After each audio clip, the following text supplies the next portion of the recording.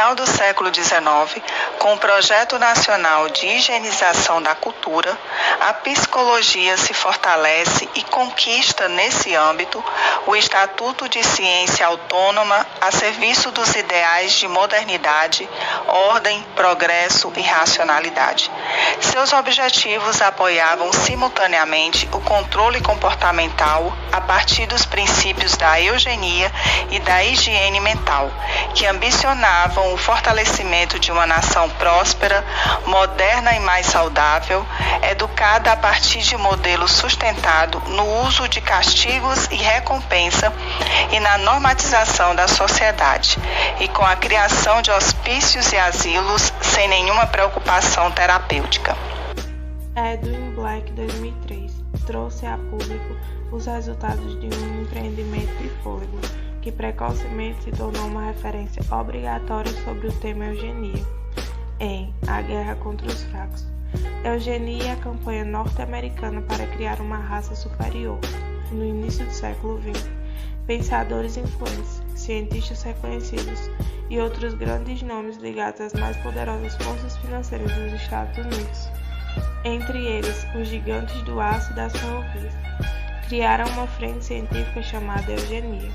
O objetivo seria criar uma raça seleta de seres humanos para que o mundo passasse a contar apenas com exemplares de uma pretensa raça, na perseguição aos incapazes, deficientes mentais, indigentes, alcoólatras, criminosos, doentes, fisicamente deformados, representantes de raças que não a ariana, entre outros seres humanos considerados distantes do ideal, foram internados e esterilizados ou mortos.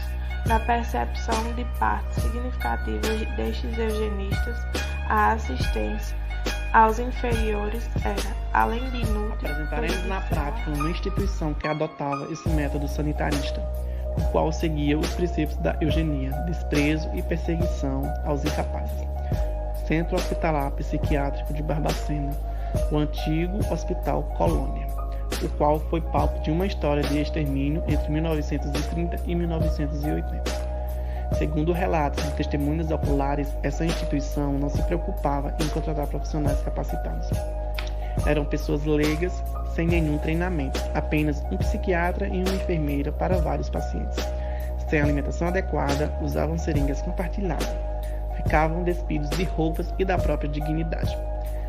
Tratamento desumano. Dormiam em capim, levavam choques, ainda havia a exploração de mão de obra. Mais de 1.800 cadáveres foram vendidos para 17 faculdades de medicina do Brasil entre 1969 e 1980.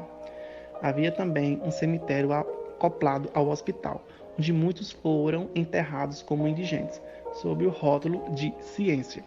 Práticas e políticas discriminatórias, excludentes e criminosas difundiram-se livremente e por longo tempo pela sociedade, reforçando ainda o documentário Holocausto Brasileiro como um excelente retrato, uma era em que o doido era tratado como um criminoso, perigoso, inconstante, incontrolável, fora dos padrões da sociedade e passível de encarceramento e retirada da liberdade como única solução possível.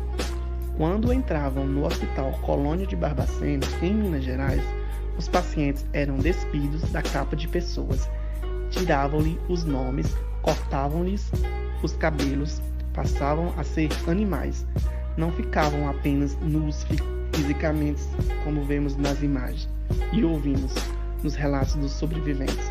Uma mãe que se barra com fezes para proteger o filho que traz na barriga. Pessoas a beber água de esgoto e a comerem ratos, corpos doentes e deitados em palha e cobertos de moscas. Uma multidão nua. No terraço, mulheres mantidas em salas como aves. Quanto ao perfil desses internos, podemos inferir pelos relatos que eram negros, mendigos, crianças com deficiências físicas, doentes mentais, mulher que foi abusada pelo patrão, pessoas que eram peso para a família e para a sociedade. Infelizmente, os familiares abandonavam os seus. Relatos de pacientes que sobreviveram a esse massacre lembram com nitidez do abandono sofrido pelos familiares.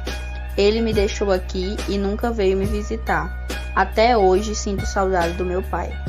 Com o fechamento do Hospital de Oliveira, que abrigava crianças com algum tipo de deficiência, tiveram que ser transferidas para aquele lugar horrível e desumano. Estado, familiares e sociedade carregam a culpa dessa atrocidade. O chamado Holocausto Brasileiro causou em média 60 mil mortes de pessoas que eram consideradas indesejadas. E os verdadeiros culpados foram responsabilizados?